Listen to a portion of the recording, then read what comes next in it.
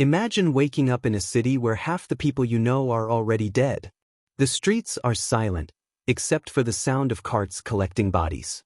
No one understands what's happening. Doctors are powerless. Prayers seem unanswered. A healthy person wakes up with a fever. By nightfall, they're covered in black swellings. By morning, they're gone. Families abandon each other. Mass graves overflow. Some believe it's the end of the world. But here's the most terrifying part. Before we dive into the main story, like and subscribe to our YouTube channel and click on the bell notification button for more interesting video like this. This wasn't just a disease. It spread faster than fear. It followed trade routes, ships, and cities, and once it arrived, it rarely left survivors. This is the story of Black Death, the pandemic that wiped out up to 50% of Europe's population. And the question that still haunts history. How could something so deadly spread so far when no one even knew what it was? Stay with me, because what you're about to hear gets even darker. It didn't begin in Europe.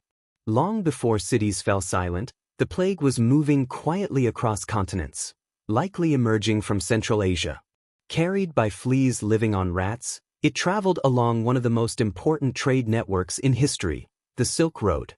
Merchants didn't know they were carrying death with them. By 1347, ships arrived in the Sicilian port of Messina. But something was wrong. Sailors were already dying. Their bodies were covered in strange black swellings, buboes, oozing and swollen.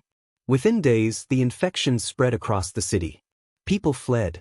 But fleeing only made it worse. Because wherever they ran, the plague followed. The symptoms were terrifying. High fever.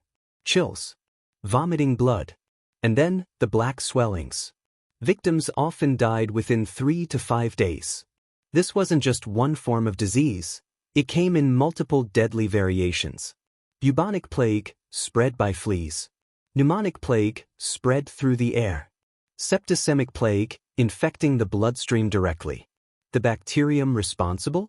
Yersinia pestis. But medieval people had no idea. No microscopes. No germ theory. No understanding of contagion. To them, this was something supernatural. As the death toll rose, panic turned into desperation. Many believed it was God's punishment.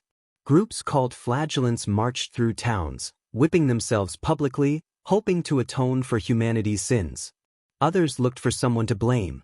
Minority groups, especially Jewish communities, were falsely accused of poisoning wells. This led to violent persecution and massacres across Europe.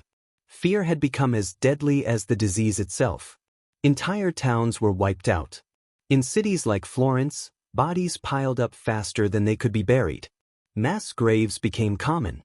Normal life collapsed. Farms were abandoned. Trade stopped. Governments struggled to function. In many places, there weren't enough living people left to care for the sick or bury the dead. Even the wealthy couldn't escape. Kings, nobles, and clergy all fell victim.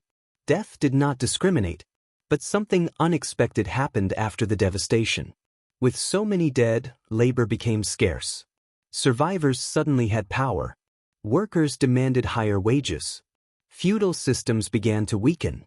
This shift would eventually help reshape European society and contribute to major transformations like the end of serfdom. The plague didn't just kill millions. It changed the course of history. Today, we understand the cause. We have medicine, antibiotics, and science. But the Black Death is a reminder of something unsettling. A disease doesn't need to be understood to spread. And even in the modern world, pandemics still emerge. The difference now? We have knowledge. But history shows knowledge often comes after devastation. The Black Death eventually faded, but it never truly disappeared. The same bacterium still exists today. Still hidden. Still capable. And in rare cases, it still infects humans. So here's the question. If a disease like this returned, but faster, stronger, airborne, would we really be ready? Or would history repeat itself? For more videos like this, like and subscribe to our YouTube channel.